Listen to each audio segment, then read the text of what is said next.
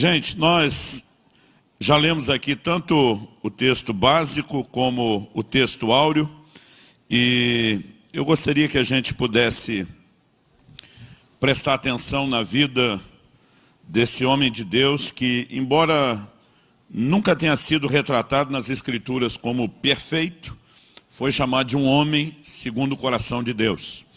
E não apenas foi chamado de um homem segundo o coração de Deus, mas o texto de Atos 13, 22 também termina dizendo que, além de ser conforme o coração do Senhor, o Senhor diz que ele executaria toda a sua vontade, né? Então havia tanto um alinhamento de coração para com Deus, como também havia, né, uma determinação e uma disposição em Davi de cumprir o propósito de Deus. E é muito importante que a gente consiga ter esse olhar, né, para as Escrituras. Quando olhamos no Novo Testamento, por exemplo, a pregação de Estevão, em Atos 7, ele consegue simplesmente vir mapeando desde Abraão, o plano, a promessa de Deus, o desenvolvimento do plano de Deus, desde os patriarcas, o que Deus tinha para a nação de Israel, até que finalmente, quando chega em Salomão, né, falando do templo que ele construiu, Estevão faz o gancho e diz: Deus não habita em templos feitos por mãos humanas. A partir do momento que Jesus disse na cruz, está consumado, o véu do templo se rasgou, né? Algo mudou no plano e no propósito de Deus, mas eles não anunciavam a Cristo sem levar em conta toda a progressão dessa revelação do Velho Testamento. E à medida que nós entendemos essas verdades, a gente consegue não só entender a preparação para a fé, para o Evangelho, né, que ao longo de todo o Antigo Testamento nós temos, como também temos lições preciosas. Em 1 Coríntios, no capítulo 10, no versículo 11, falando dos relatos sobre o povo de Deus, a nação de Israel do Velho Testamento, a Bíblia diz: essas coisas lhes aconteciam e foram registradas para nosso exemplo, para nossa advertência, de quem são chegados os fins dos tempos. Romanos 15:4 também diz que tudo quanto foi escrito, para nosso ensino foi escrito, né? E eu acredito que cada um de nós deveria olhar assim com muito privilégio essa oportunidade de estudar a palavra de Deus, de ter a macrovisão, o panorama geral, né? Aliás, estava comentando aqui agora há pouco, eu acho que essa é a maior escola dominical que eu já lecionei na minha vida. E dá gosto de ver vocês aqui num domingo como esse, né, que alguns tratam só como feriado, esquece até o propósito, e você com fome pela palavra de Deus. Então estou muito feliz de poder compartilhar com vocês essa aula, e eu gostaria que a gente pudesse ter esse olhar, né, para a vida de Davi, que vem se tornar um dos maiores reis que a nação de Israel já teve, e se torna também um exemplo para nós. Infelizmente também em aspectos negativos, mas na sua grande parte em aspectos positivos. E uma das coisas que me chama a atenção quando Davi é separado, escolhido, né? Aliás, a Bíblia diz que ele recebe 3 unções. A primeira acontece na sua casa, a Bíblia diz que foi no meio dos seus irmãos. A segunda, posteriormente, é quando, mais uma vez, ele é ungido rei. A primeira foi um ato profético, ainda não era um estabelecimento. Mas a segunda é quando ele foi ungido rei, diante da tribo de Judá apenas. E a terceira, quando ele foi ungido rei diante de todo Israel. Isso também me faz entender que Deus trabalha conosco de uma forma progressiva, né? Suas promessas não se cumprem todas de uma vez, de forma automática, não vem um download instantâneo.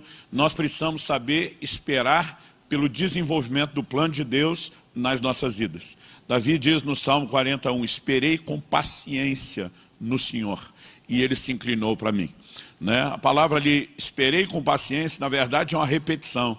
Se fosse ser traduzida talvez de uma forma literal seria esperei esperando. Mas essa palavra tanto falava da espera como da atitude correta, que é a paciência. Portanto, acredito que essa declaração, esperei com paciência, ela cabe muito bem. Uma fala da importância, né, de lidarmos com o tempo. Deus trabalha com processos. E a outra fala de uma atitude que devemos ter.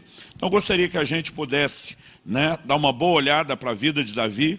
Nessa primeira ocasião, quando ele foi ungido entre seus irmãos, a Bíblia diz que Samuel tinha uma direção de Deus, que era um dos filhos de Jessé.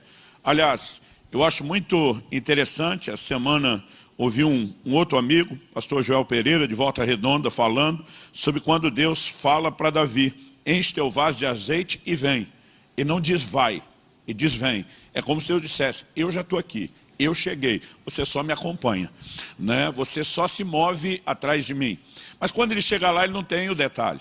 E ele se impressiona com a aparência, e Deus precisa corrigi-lo, dizendo: o Senhor não vê como vê o homem, né? Normalmente a gente só vê a carcaça, o lado de fora, o exterior, né? Mas a Bíblia diz que Deus vê o interior, o coração. Naquele momento Deus não estava dizendo que Davi talvez não tivesse necessariamente algo bom por fora, né? Até porque a Bíblia diz que ele era de porte formoso, né? De bom semblante. Agora, de boa presença. Alguns acreditam que isso fala da sua simpatia, do carisma, mas Deus está dizendo: não é isso. Não se deixe enganar pela aparência. Deus estava dizendo: eu estou atrás de alguém cujo coração seja parecido com o meu coração. Então, o nosso foco aqui é terminar essa lição com um panorama da vida de Davi, tentando compreender o que significa ser uma pessoa segundo o coração de Deus. Eu já vou adiantar, não se trata de perfeição, mas de alinhamento do coração.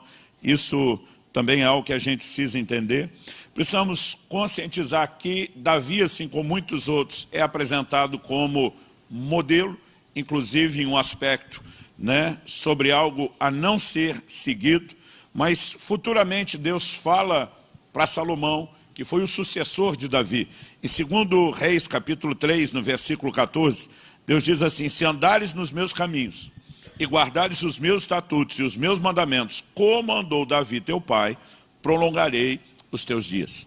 Então, muitas gerações depois, com outros reis sendo levantados, já com um período do reino dividido, reis sendo levantados para governar em Judá, Davi era apresentado como um modelo daquilo que Deus esperava daqueles reis. Então, acredito que se a gente conseguir no final da lição assimilar a ideia do que é ser uma pessoa segundo o coração de Deus, entender que Deus acabou tratando Davi como modelo, embora distinguindo essas atitudes positivas e negativas, a gente vai ter conseguido compreender o propósito, né? Então, considerando essa escolha que Deus traz, que não é relacionada com o lado de fora, mas com o lado de dentro, nós não podemos falar de Davi sem levar em consideração Saul.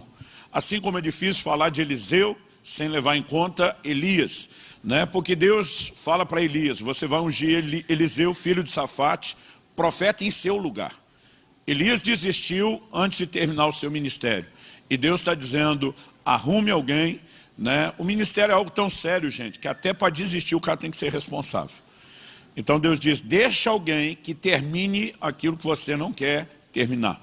No caso de Saul, não se tratava de a semelhança de Elias, Saul não querer mais.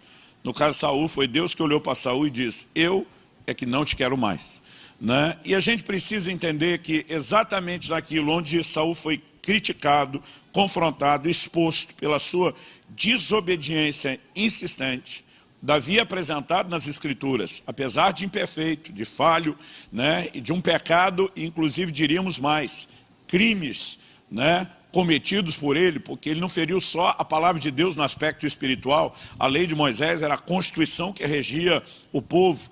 Apesar disso, ele é apresentado na Bíblia como alguém cujo coração era predisposto a obedecer ao Senhor. E a vida de Davi, né, ou o relato da história da sua vida, começa com a Bíblia destacando, em primeiro lugar, o seu trabalho literal como pastor de ovelhas no campo. Depois ele é introduzido no palácio, né, a convite ou solicitação de Saul, ainda que da parte de Saul não tenha sido específico, ele é introduzido como um músico. A Bíblia diz que quando ele começava a dedilhar a harpa, o espírito mau, né, se apartava de Saul. Alguém diz que isso faz lembrar o ditado: quem canta seus males espanta, e eu digo que não tem nada a ver uma coisa com a outra, né? Senão o próprio Saul estaria cantando, não era música. Eu creio que era a presença, a unção de Deus sobre a vida de Davi, né? Talvez, como sugeriu um outro amigo, o fato de Saul perceber em Davi algo que ele já carregou e não tinha mais, de alguma forma despertava algo bom que ele já, na prática, não sabia mais o que era. Mas ali, dentro desse contexto, vemos Davi se aproximando aí dos bastidores, até que chega o momento onde Davi não é mais visto só como pastor, que cuidava das ovelhas, nem como músico, mas ele é elevado na sua categoria de reconhecimento, né, ao patamar de soldado, de guerreiro. Nós temos aquele grande episódio da vida de Davi, um dos seus momentos icônicos, quando ele enfrenta a Golias. E é interessante que muitas vezes a gente pode pensar, puxa, o cara deu a sorte de aparecer do nada, né, virar herói, sair por cima da carne seca. Mas uma vez eu ouvi alguém declarar que antes de derrubar gigantes em público, você vai ter que treinar, matar ursos e leões no secreto, né? Sem público, sem torcida.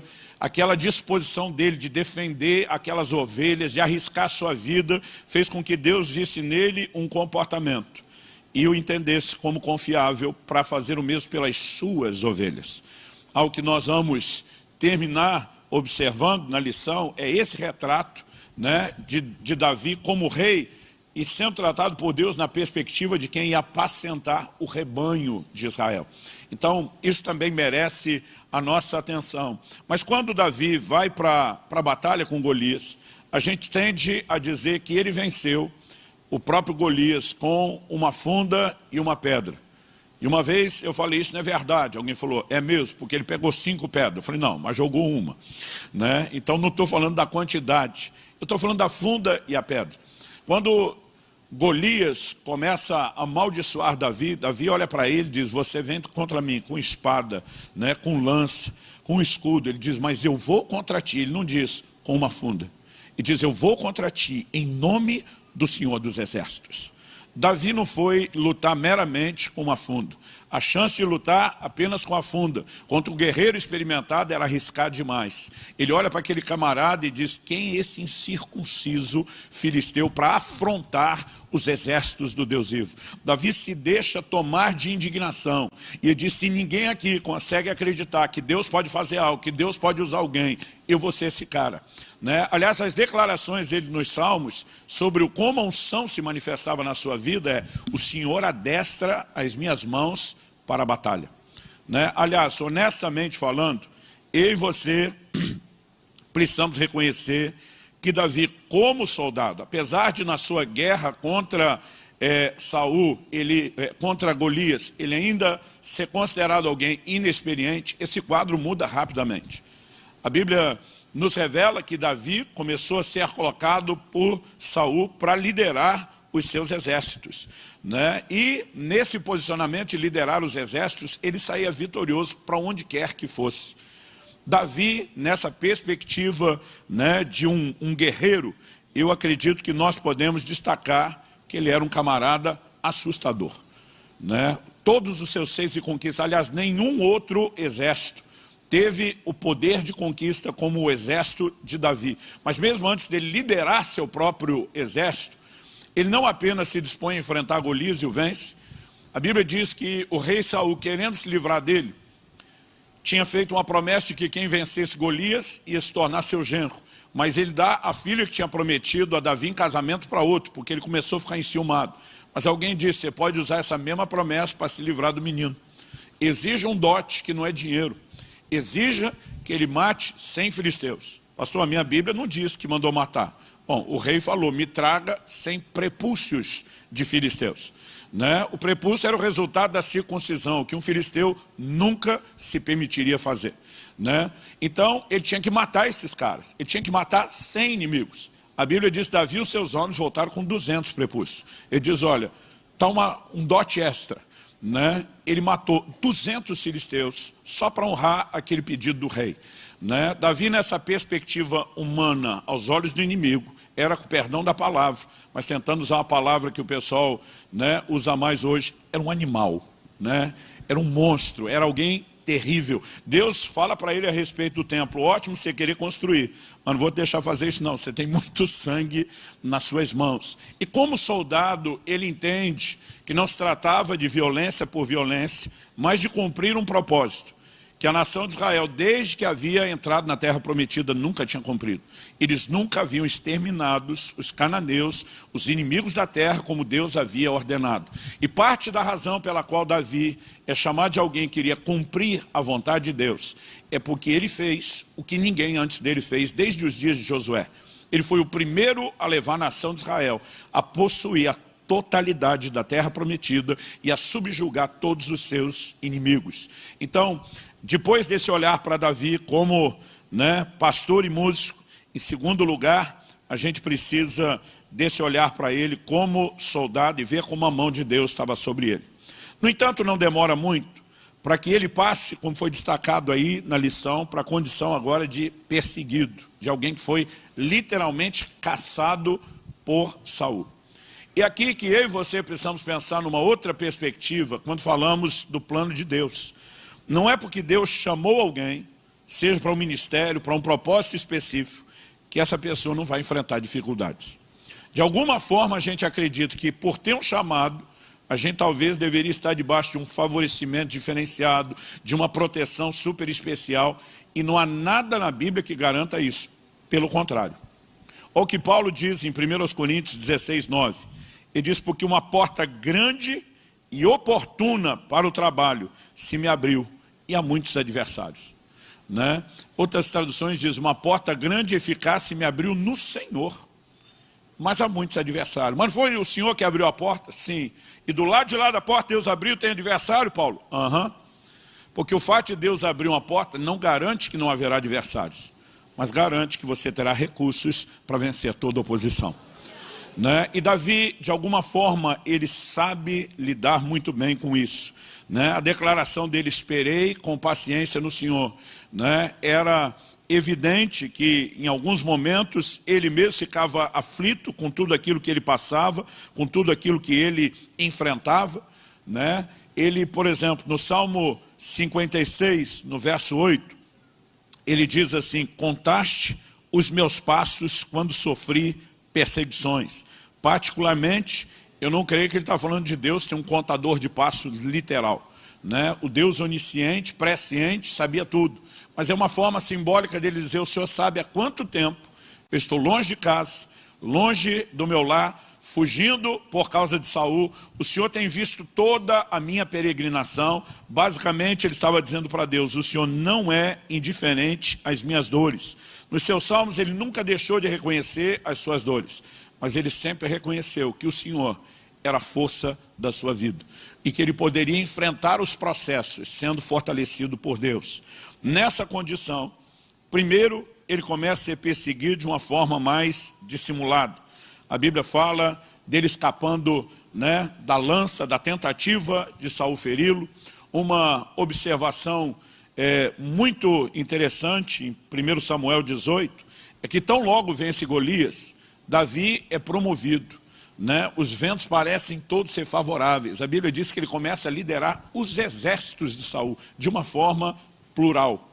O que indica que ele foi alçado meio que a uma posição de general. Mas depois que o povo começa a recebê-lo com festa, depois das suas vitórias, e dizer que Saul matou milhares, mas Davi suas dezenas de milhares, Saul fica enciumado. E a Bíblia diz que Saul resolveu colocá-lo como chefe de 1000. Se fosse usar uma linguagem de patente militar atual, parece que ele perdeu a posição de general e foi rebaixado meio que a capitão. Ainda liderava, mas já não estava na mesma posição. Ou seja, aqueles aparentes ventos favoráveis pareciam estar mudando. Mas eu e você também precisamos entender que nessa escola, não apenas da vida, mas do propósito de Deus para nós, mesmo as dificuldades têm o poder de forjar em nós um caráter diferenciado. Quando você olha para a vida de José, me faz ter mais ou menos uma ideia de que, dependendo da dimensão da promessa que Deus fez, o nível de tratamento tem que ser mais profundo. Alguém disse que quando você vai construir um prédio alto, você tem que gastar muito mais tempo colocando fundamentos. E acredito que na vida com Deus não é diferente. E nós precisamos entender esses processos. Depois, em segundo lugar, vem a parte da perseguição declarada, aberta. E agora Davi literalmente tem que fugir né? E nessa fuga, uma outra etapa, não só do tratamento de Deus no seu caráter, mas do início da formação do seu exército começa a acontecer. A Bíblia diz que Saul, sempre que via um guerreiro valente, simplesmente o pegava e o trazia para o seu exército. Você não vê em Saul, né, aquele princípio de formação de líderes. Ele sempre estava atrás de pessoas prontas e capazes. Davi, forçosamente, trabalhou de uma maneira diferente. A Bíblia diz que quando ele se refugia na caverna de Adulão, se uniu a ele só gente boa. 1 Samuel 22 diz, uniram-se a ele os endividados, os amargurados de espírito e os levianos, né? Só gente boa. Todo mundo fugindo dos seus problemas, provavelmente encontrou em Davi alguma identificação. Mas esses homens, que quando Davi, no capítulo seguinte, 1 Samuel 23, tem uma palavra de Deus para defender a cidade de Keila do ataque dos filisteus, quando Davi chama os homens, eles disseram, nós já estamos com medo aqui, fugindo de Saul de ter que lutar contra eles. A gente vai deliberadamente para uma luta certa contra os filisteus, é como se os caras dissessem para Davi, é ruim, né? De jeito nenhum. Eles bateram tanto o pé para não lutar, que Davi foi consultar Deus de novo. Para mim, não é perguntar para Deus se o senhor tem certeza, é perguntar, eu tenho certeza do que eu ouvi, é isso mesmo que o senhor me falou, que esse bando de covardes queria me ajudar? E quando Deus fala de novo com ele, Davi volta e diz, vocês vão lutar. E ali começa o treinamento. E esse povo que não parecia ser promissor, se torna ao longo do tempo, não apenas inspirado pelo exemplo, a liderança de Davi, mas eu creio por essa presença, pela capacidade, a presença de Deus que ele cultivava, né, em adoração. Você vê quantos salmos foram escritos e produzidos na perseguição. Os salmos não eram meros poemas, eram cânticos, né? Davi, como músico, devia cantar frequentemente. Eu imagino isso, porque lá em casa, o único que não sou músico sou eu, né? Aliás, tem gente que tem uma classificação musical, tem aqui são 0, eu sou negativo. Eu brinco, se eu cantar, a reunião acaba, né? Alguém disse que é batalha espiritual, pastor. Ele falou, se o senhor canta, nem demônio aguenta ficar perto, eles correm tudo. Mas lá em casa, eu tenho tanto minha esposa como meus filhos que amam música, né? A vida inteira, eu via essa turma cantando o dia inteiro. Não só o que eles compunham, muitas vezes eram, né, canções que vinham inspiradas por Deus, era aquele momento espontâneo, mas o tempo todo. Quem convive com o músico sabe que no mínimo ele vai estar assobiando, cantarolando alguma coisa para os cantos. E eu imagino o quanto aquele depósito de Deus na vida de Davi foi sendo derramado sobre os seus homens a ponto de inspirá-los. Quando finalmente Saul acaba morrendo, é que a perseguição termina, né? Acredita-se que Davi tenha sido perseguido de 15 a 25 anos por Saul. Tem pessoas que chegam a sugerir mais. Se ele de fato foi já rejeitado por Deus no 2º ano do reinado, como alguns acreditam, e Davi não teve tanto tempo liderando seus exércitos assim, tantos anos, né? O livro de Atos é o único que nos dá a informação do reinado de Saul, que durou 40 anos. Você não tem isso no Velho Testamento. Então, de fato, levou muito tempo até que a promessa de Deus se cumprisse. Mas quando isso aconteceu, Davi agora é alçado à posição não mais de soldado, mas de soberano, né? Foi ungido uma segunda vez diante da tribo de Judá. Uma guerra civil acontece com a casa de Saul, com a tribo de Benjamim, com os seguidores de Saul, mas finalmente todo o Israel se curva, reconhece Davi como rei, né? E a partir disso, Davi tem algumas atitudes que merecem a nossa atenção. Um dos seus primeiros atos como rei sobre todo Israel foi conquistar Jerusalém, né? Jerusalém, aquilo que viria a se tornar o coração do reino, a capital, ainda era uma fortaleza controlada e dominada pelos jebuseus. E eu acredito que isso é muito simbólico e significativo, porque Davi começa as suas conquistas de dentro para fora, exatamente como deveria ser a nossa santificação, o nosso crescimento espiritual. O segundo ato real, depois de ter o lugar onde ele poderia agora acolher um dos bens mais preciosos que a nação havia perdido, né? A arca do Senhor. A arca se perdeu nos dias de Saul. Saul, que não demonstrava zelo por Deus, nunca se importou, nunca fez nada. Davi, depois de conquistar a fortaleza dos jebuseus, que se torna a conhecida cidade de Davi, Sião, Ele diz: agora nós vamos trazer a arca de Deus. Ele não leva a arca de Deus para o tabernáculo, a tenda que estava abandonada em Siló. Davi levanta um tabernáculo diferenciado. Não tinha o restante da espécie do tabernáculo. Ele apenas traz a arca de volta, põe a arca no meio, e pela primeira vez a música é oficialmente instituída no culto a Deus. Ele não conduz o culto apenas com o sistema de sacrifícios, que era o modelo veterotestamentário. Ele simplesmente põe os levitas, né? E a Bíblia diz que eles não apenas cantariam.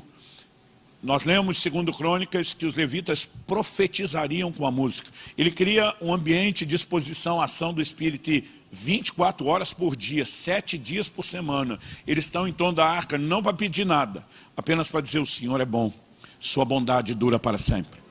Lá no livro de Atos, nós vemos ele citando uma profecia de Amós, quando Deus diz: reedificarei o tabernáculo de Davi que está caído. Lá no futuro, quando Deus olha para o Velho Testamento e ele sabe que todo aquele sistema, aqueles ritos cerimoniais não seriam repetidos, Deus diz: a única coisa que eu tenho falta e quero de volta é o tabernáculo de Davi.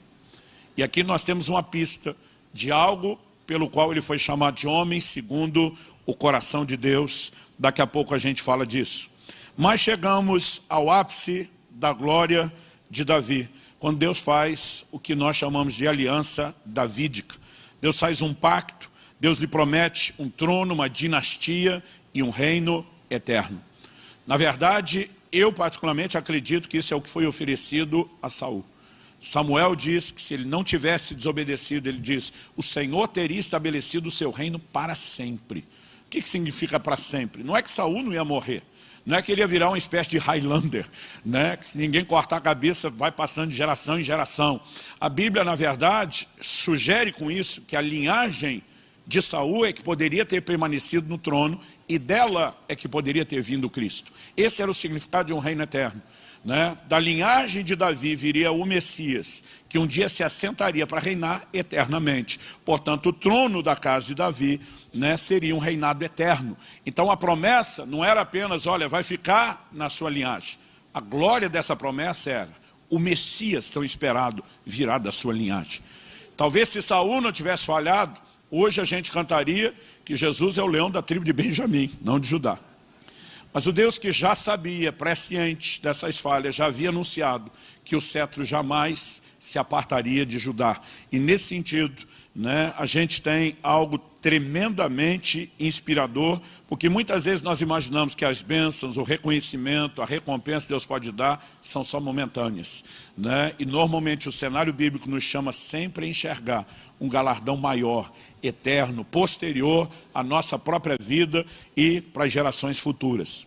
Mas um homem segundo o coração de Deus, que não era perfeito, ele acaba pecando, e pecando gravemente. Normalmente a gente quase só fala da parte do adultério com Batseba, mas não pensamos em algo ainda mais sério e grave, que foi o homicídio de Urias, um homem valente, um dos valentes de Davi, extremamente fiel a ele. E obviamente o Senhor fez questão de deixar registrado nas Escrituras, né, esse momento onde a advertência de Deus virá contra ele. Retrata alguns aspectos de Davi, e a revista destaca, em primeiro lugar, ele como um déspota, abusando do seu poder e da autoridade. Eu já descobri, gente, na Bíblia e na prática, que unção e autoridade são coisas que Deus dá, mas elas podem ser não só usadas, elas podem ser abusadas. E Deus sabe tratar com os seus. Assim como Davi falava para os seus homens: não levante a mão contra o ungido do Senhor. Ele é um problema de Deus, nós temos que esperar Deus resolver. Agora que Davi está nessa posição e erra, Deus olha para ele e diz: quem trata com você sou eu. Natan vem, traz uma palavra de confronto, né, que fala não apenas do adultério, não apenas do homicídio para encobrir o adultério, mas como Davi usou isso como uma oportunidade de se apossar definitivamente de Batseba, que no estado de viuvez ele poderia se casar com ela. E a Bíblia diz, né, que de fato consequências sérias vieram sobre Davi e sobre essa sua atitude. Agora, algo que ao mesmo tempo a Escritura exalta, e nós não podemos deixar de considerar isso, é que Davi se arrependeu profundamente do seu pecado. Né? Quando você vê Saul sendo rejeitado, parece que ele não está preocupado com a forma como Deus o vê ou como ele feriu a Deus. Ele está preocupado apenas com a reputação diante das pessoas. Ele quer zelar pela imagem. Depois de Samuel dizer que ele perdeu o trono, quando Samuel vai sair, ele segura o profeta e diz: você não vai a lugar nenhum, fica aqui e me honra diante do povo. Tipo, se eu não estou bem com Deus, o problema é meu. O importante é parecer que está.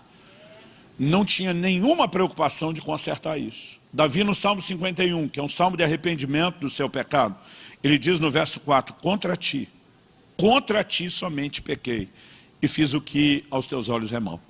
Né? Nesse momento, Davi estava muito mais preocupado com a sua condição diante de Deus, do que com a reputação diante dos homens.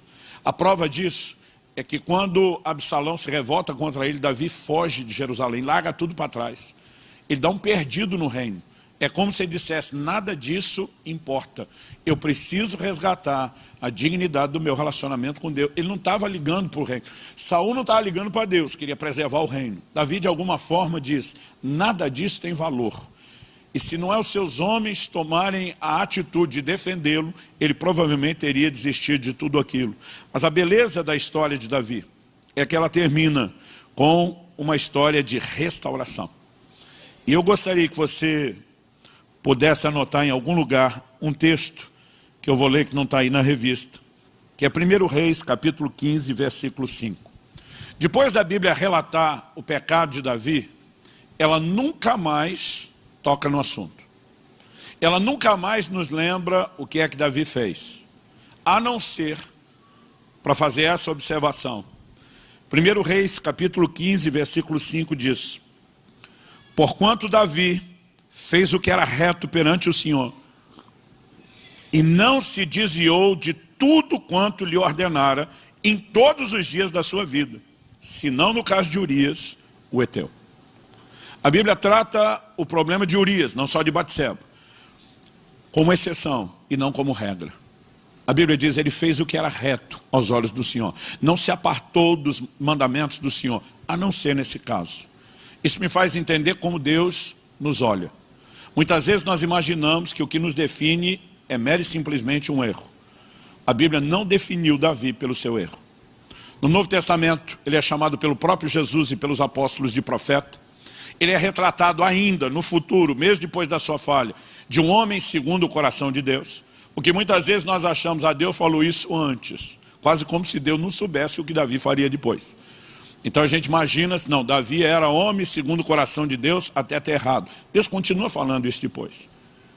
E ele diz: ele andou na minha presença, ele fez o que era reto aos meus olhos, a não ser nesse caso. Deus diz: foi exceção, não a regra, não o padrão. Ainda assim houve arrependimento. E por causa disso, apesar de todas as consequências que são inevitáveis quando pecamos, nós também podemos enxergar um desenho de que houve restauração na vida de Davi.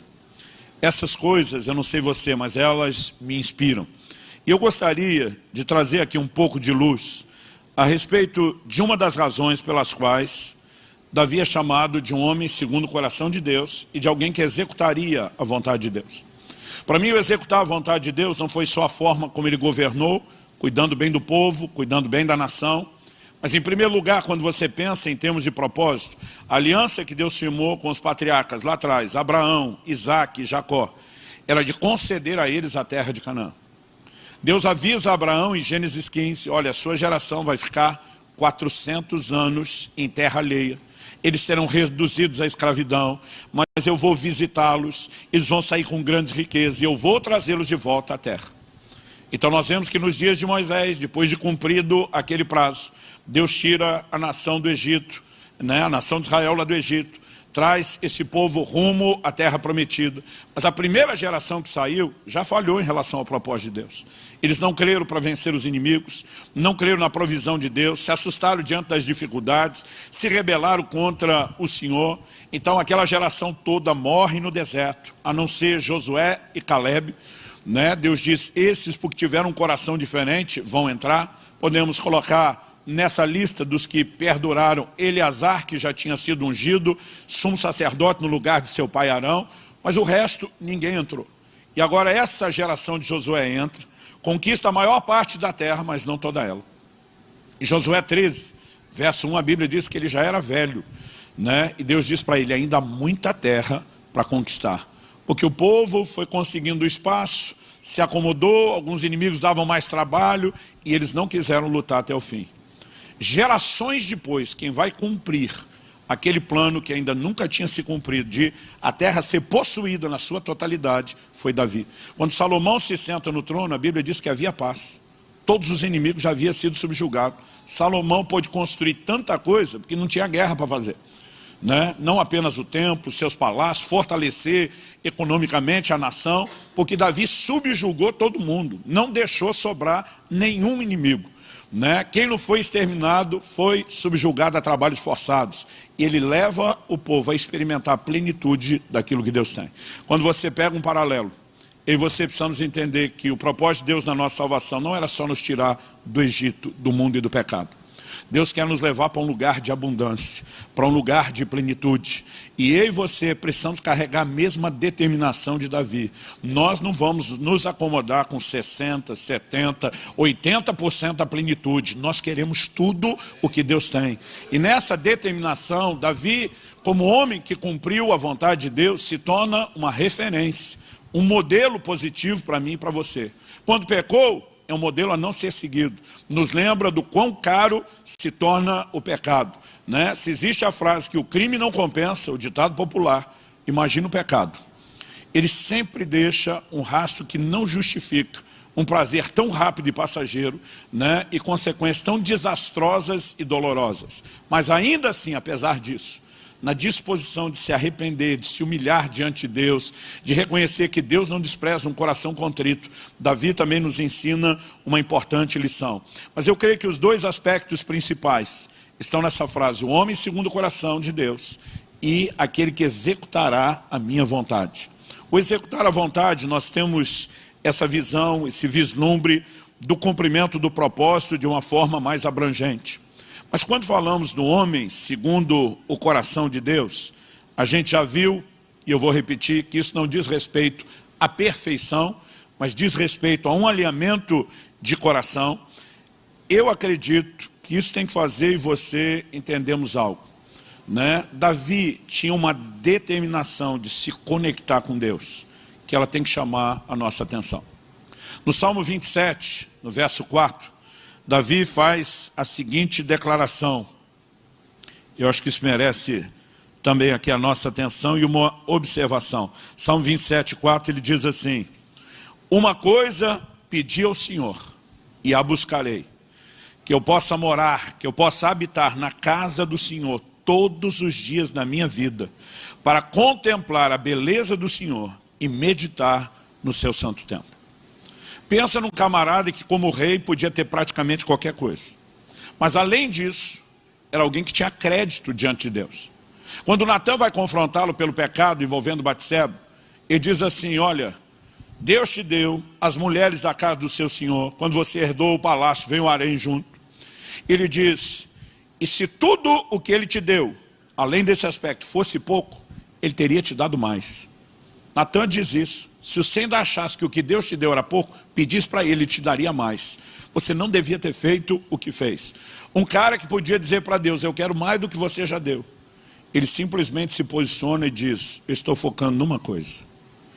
Uma coisa eu peço. E eu vou buscar isso. Eu quero habitar na casa do Senhor todos os dias da minha vida. Eu quero comunhão com Ele, relacionamento. Para mim, um dia de culto na semana não basta. Eu quero comunhão contínua, eu quero relacionamento diário com Ele. Mas Davi, você quer estar lá todo dia porque precisa dele só para resolver problema? Não. Aí que você vai entender. Quando Davi coloca a arca como centro do seu tabernáculo, o tabernáculo de Davi não tinha pompa nenhuma, glória nenhuma. O que Salomão levantou depois era algo extraordinário. Aliás, isso incomodava Davi. Ele diz, como é que eu habito num palácio e a casa do Senhor numa tenda? Ele queria oferecer algo melhor, mas Deus nunca quis a pompa externa. O que Deus queria, o que Davi deu, foco, atenção. Eu quero habitar na casa do Senhor todos os dias. casa do Senhor naquele momento não era o tabernáculo caído de Siló, não era o templo de Salomão, que ainda não tinha sido construído. Davi ia para aquela tenda, onde os músicos, os levitas estavam 24 horas por dia, 7 dias por semana, adorando, declarando: o Senhor é bom, a sua bondade dura para sempre. E diz: eu quero contemplar a sua formosura.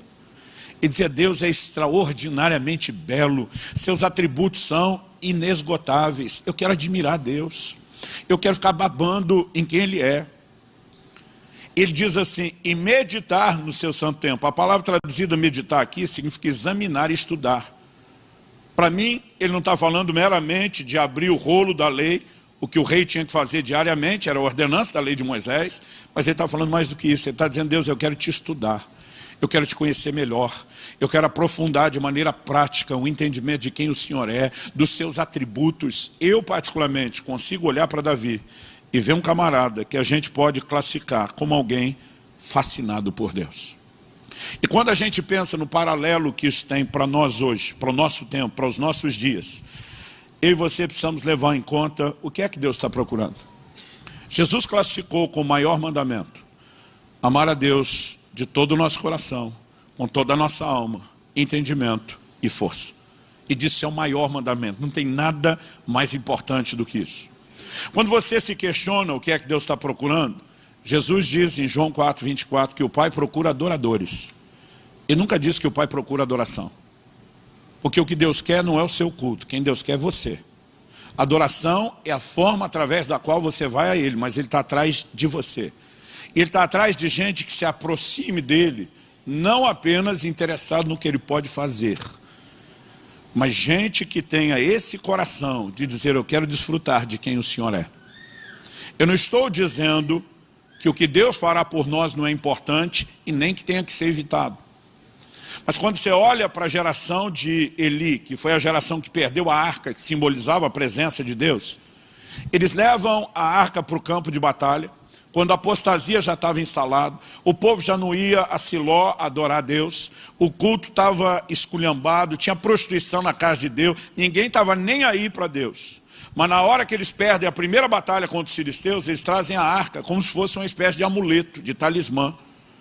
Vão trazer a presença de Deus, que eles já não cultivavam em amor, reverência, temor e adoração. Vão trazer a arca para o campo de batalha, tipo, porque livramento pelo menos ela nos dá. Essa foi a geração que perdeu a presença de Deus. Porque quem busca a Deus só pelo que Ele faz, vai acabar perdendo a capacidade de desfrutar quem Ele é. Mas a geração de Davi traz a arca com nenhuma outra intenção, a não ser dizer: nós vamos enchê-lo de adoração, de amor, de reverência, de honra, porque Ele é digno disso. E a geração de Davi, que não parecia pedir tanto, foi uma das que mais experimentou o que ele pôde fazer, porque Deus foi alargando o reino, todos os termos de Davi, e ele foi uma geração de conquista. Porque diferente da de Eli, quando você busca a Deus pelo que Ele é, inevitavelmente, você também vai desfrutar daquilo que Ele faz. Mas na vida de Davi, nós podemos dizer que isso era mais efeito colateral, né, do que o propósito central. Era mais consequência do que a razão pela qual ele buscava a Deus. E quando eu olho para Davi, eu percebo a importância de que eu e você possamos entender o que Deus espera. Ele quer que nós o busquemos. A Bíblia diz que Deus de um só homem, Atos 17, Paulo pregando em Atenas, diz que Deus de um só homem fez todas as raças e tribos dos homens. E aí ele diz no verso 26, para que o buscassem. Perdão, no verso 27, para que o buscassem. A razão pela qual você existimos é buscar a Deus. Mas não adianta só cumprir o protocolo da existência, porque a busca que dá resultado é aquela onde a coisa certa é feita do jeito certo. Como?